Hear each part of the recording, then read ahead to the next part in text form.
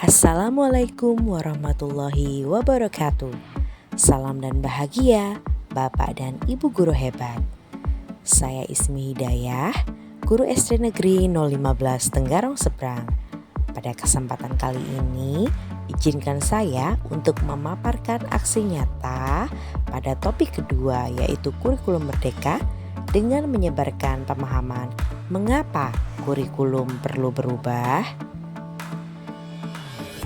Kurikulum dapat dimaknai sebagai titik awal sampai titik akhir pengalaman belajar murid. Jadi kurikulum merupakan seperangkat rencana dan pengaturan mengenai tujuan, isi dan bahan pelajaran serta cara yang digunakan sebagai pedoman penyelenggaraan kegiatan pembelajaran untuk mencapai tujuan pendidikan tertentu. Menurut Ralph Tyler, 4 komponen dalam kurikulum adalah tujuan, konten, metode atau cara, serta evaluasi. Klasifikasi komponen kurikulum meliputi tujuan pembelajaran atau konten, panduan pedagogi, dan panduan asesmen. Kemerdekaan murid dalam belajar adalah the core atau jantung dari pengembangan kurikulum. Fungsi kurikulum bagi guru adalah untuk memandu dalam proses belajar murid. Dan kurikulum yang baik adalah kurikulum yang sesuai dengan zamannya. Lantas, mengapa kurikulum perlu diubah? Kurikulum sendiri bersifat dinamis dan terus diadaptasi sesuai konteks dan karakteristik murid demi membangun kompetensi yang sesuai kebutuhan mereka kini dan di masa depan.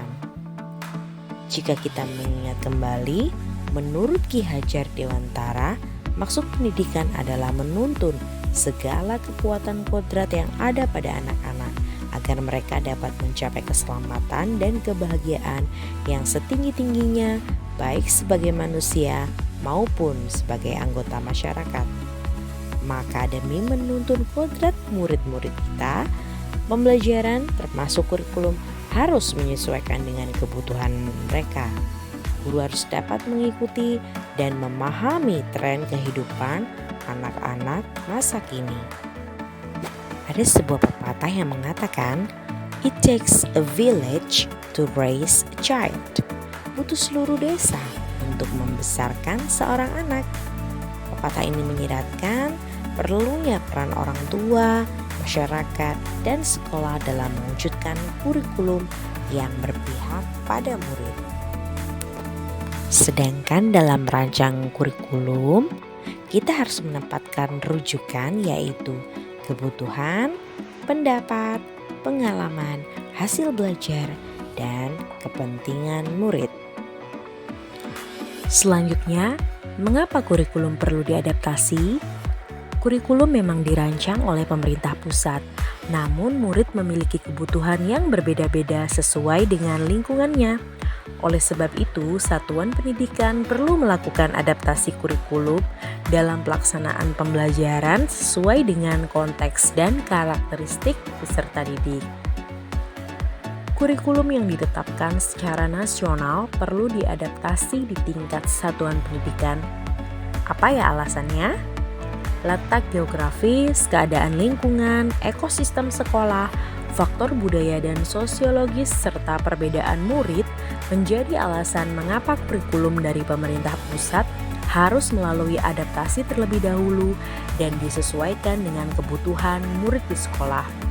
Sehingga dikenal dengan nama KOSP atau Kurikulum Operasional Satuan Pendidikan. Lalu apa saja kerangka dasar kurikulum merdeka? Yang pertama adalah tujuan pendidikan nasional, kedua profil pelajar Pancasila, ketiga prinsip pembelajaran dan asesmen, dan capaian pembelajaran. Setiap sekolah mempunyai kewenangan untuk mengatur alur tujuan pembelajaran, modul ajar, media ajar, sampai asesmen. Dalam KOSP, kita dapat menyesuaikan rencana dan pengorganisasian pembelajaran sesuai dengan keadaan kontekstual satuan pendidikan agar pembelajaran murid dapat lebih bermakna.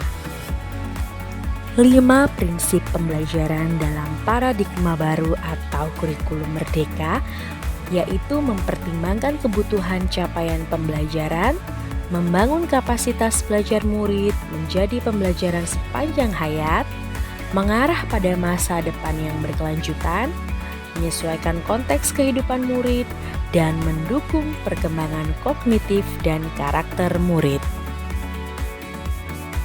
Demikianlah pemaparan mengenai menyebarkan pemahaman mengapa kurikulum perlu berubah dari saya.